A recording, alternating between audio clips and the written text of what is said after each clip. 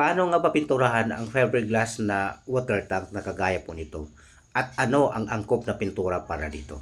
Ang water tank na ito mga boss ay mahigit 50 taon na. Kaya naman ganito na po ang kulay po niya. Fade na po yung kulay at nilulumot pa. Kaya naman ang una ko pong ginawa dito ay nililiha ko nang sa ganun matanggal yung lumot at yung mga mahihinang pintura. Ito po kasi mga boss, kung hindi po natin ito lihain ng maayos, maaaring bumigay po ang pintura na i-apply po natin dito. At ito na nga po yung gagamitin namin pang primer. Ito po ay E+ Seamaster Marine Anti-Corrosive Epoxy Primer. Ginagamit po kasi ito mga boss sa mga sasakyang pangdagat at mataas po ang panlaban po dito para hindi po basta-bastang kalawangin. Alam po natin mga boss na kapag sasakyang pangdagat, hindi po lahat metal, hindi po lahat kahoy. Yung iba po fiberglass. At dahil sa fiberglass po itong water tank na ito mga boss, ito po yung nararapat na pintura. Dahil hindi po nagmula sa top coat mga boss ang matibay po na pundasyon, kundi sa primer na gagamitin dito. Pangalawa na lang po yung top coat. At ito nga pong ating E+ Seamaster Marine Anti-Corrosive Epoxy Primer ay tinitimpla po ito ng 3:1. Wala po itong kaibahan sa ibang mga epoxy primer na tinitimpla po ng 3:1 ratio. Siguraduhin lang po na maayos po ang pagkakahalo po nito para maganda po ang resulta ng ating trabaho. Kahit po paabutin ng 2 hanggang 3 minutong paghalo, okay lang po siya. Basta ang malaga, maganda po yung pagkakahalo. So ito na nga po mga boss, in-apply na po natin yung ating tinimpla na pang primer po dito. Yung ating E+ Seamaster Marine Anti-Corrosive Epoxy Primer. Ito po ay pwede pong i-brush, pwede pong i-roller, at mas maganda po sana kung i-spray po natin ito. Kaya lang, dahil po sa kapitbahay na nakiusap sa atin na hindi po tayo mag-spray dahil nga may mga asthma sila, kaya sinunod natin at sa halip, ginamitan ko na lang po ng roller na maganda, yung Wallmax po. So ang plano po dito mga boss, 2 patong po ang gagawin kong pang primer po dito. Tapos pagka natuyo na ito, lihain po natin ito ng number 220 bago po natin ito i-top coat. At ang top coat po namin dito mga boss ay kulay gray.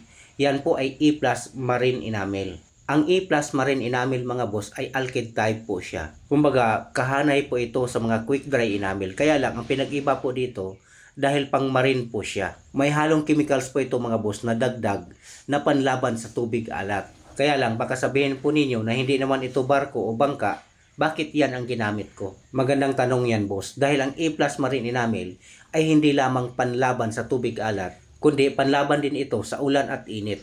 Ito po ang may rekomenda ko po sa inyo kung ang bahay po ninyo malapit po sa coastal o tabing dagat na front po talaga sa kalawang. Ang E+ Seamaster Marine Enamel at yung E+ Seamaster Marine Anti-Corrosive Epoxy Primer ay nabibili po sa inyong mga soaking hardware na E+ dealers sa mga Wilcon Home Depot o kaya dito mismo sa inyong screen at sa comment section. Muli po mga boss, kung kayo po hindi pa po nakapag-subscribe, mag-subscribe na po kayo mga boss dito po sa ating channel. Libre naman po yan at huwag pong kalimutang i-like at i-share ang video na ito. Maraming salamat po.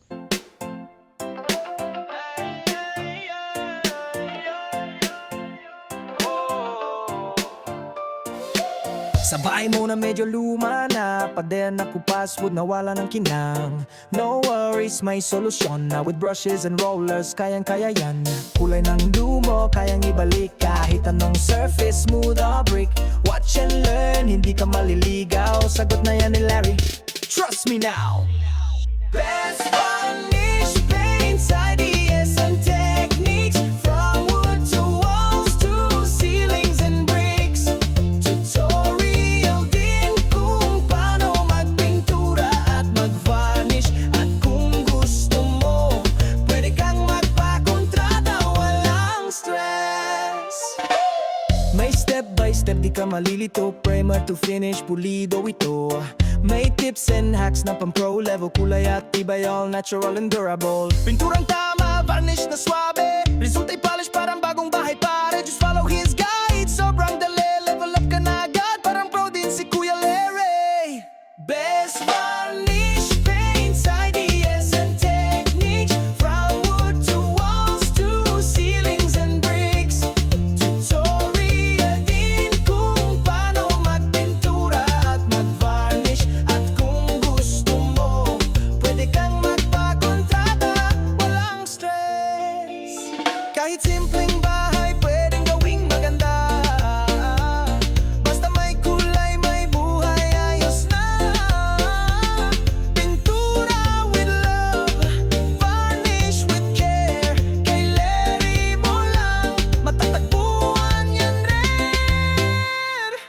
Best varnish paints, ideas and techniques. Ang galing nila, di ka magsisisi, promise.